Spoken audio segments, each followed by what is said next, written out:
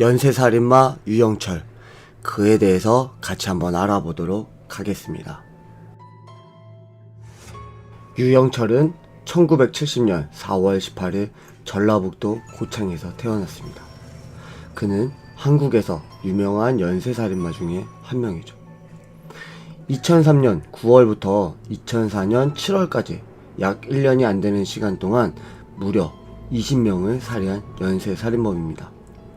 사이코패스 판정 테스트인 PCLR 검사에서는 40점 만점 중에 34점의 고득점을 취한 자이기도 합니다. 유영철은 말입니다.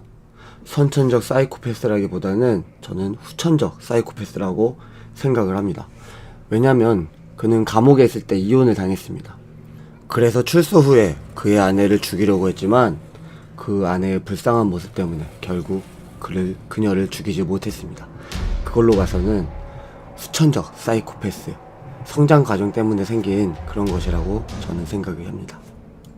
그렇다면 과연 그의 성장 과정은 어땠는지를 저와 함께 한번 살펴보도록 하겠습니다. 유영철은 1970년 4월 18일 전북 고창에서 태어나서 형 2명 그리고 여동생 1명과 같이 자랐습니다. 여동생은 이란성 쌍둥이였습니다. 하지만 출생신고는 1년 뒤에 했다고 하네요.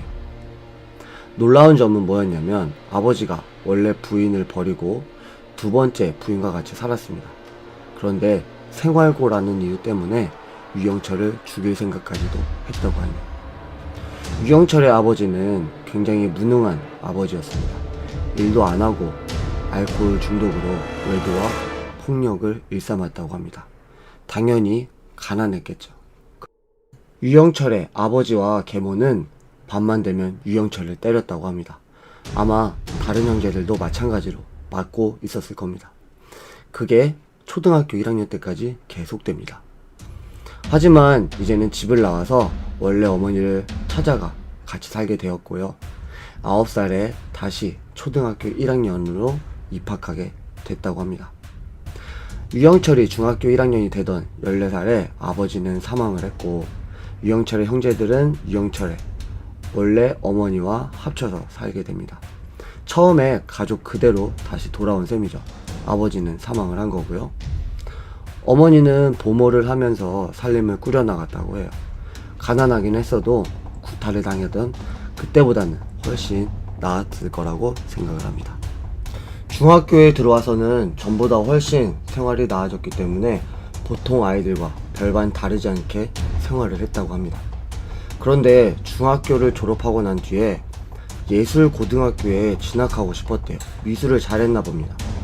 그런데 생맹으로 인해서 예고 입학이 좌절됐고 그래서 국제공고에 입학을 했습니다. 원했던 학교가 아니었기 때문에 적응을 잘하지 못했고 2학년 때는 절도죄를 지어서 소년원에 수감이 됐었고 그리고 나서 자퇴를 하게 됩니다.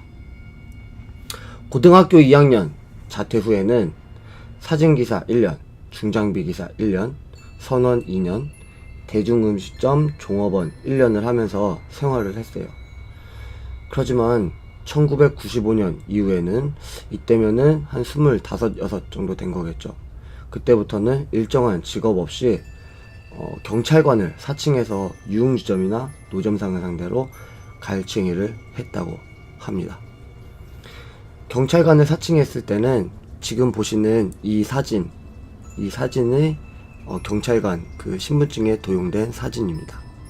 그럼 이번엔 20살이 된 유영철이 그 뒤의 삶은 어떻게 살았는지 한번 보겠습니다. 유영철은 성인이 된 이후에도 범행이 멈추질 않았습니다. 1991년 22살에 안마사인 황모 씨와 결혼을 하고 아들도 있었지만 그 후에도 14차례의 특수절도 및 성폭력 등으로 11년간 거의 교도소에서 생활을 하게 됩니다. 참지 못한 부인은 2002년 5월 되던 때에 이혼 소송을 했고 그때 이혼을 하게 됩니다. 유영철은 2003년 9월 11일 교도소에서 드디어 출소를 하게 됩니다. 그리고 출소 후에도 어떤 여인과 교제를 했지만 전과자라는 이유로 이별 통보를 받았고 살인은 그때부터 시작이 됩니다. 그가 했던 살인 행각들은 다음번 영상을 통해서 같이 한번 좀 더 자세하게 알아보도록 하겠습니다.